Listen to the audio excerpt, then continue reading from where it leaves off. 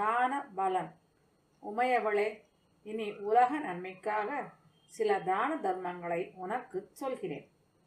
பூலோகத்தில் உள்ள எல்லா தானங்களிலும் அன்னதானத்தாலேயே நான் திருப்தி அடைகிறேன். அன்னத்திலிருந்தே பூதங்கள் எல்லாம் தோன்றுகின்றன. அத்தகைய மகிமையை உடைய அன்னத்தை அன்னனோத்தமர்களுக்கு தானம் செய்தால் சூரியகாந்திக்கு ஒப்பான ஒளியுள்ள திவ்ய விமானத்தில் ஏறி பலகாலம் சஞ்சரித்து மீண்டும் உலகில் பிறந்து குபேர செல்வத்தை அனுபவித்து வரிசையாக என் பாதத்தை அடைவார்கள்.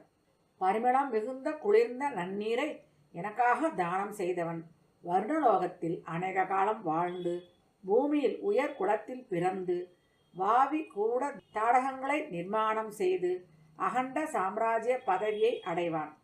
அன்னத்தை பாத்திரத்தோடு தானம் செய்தவன்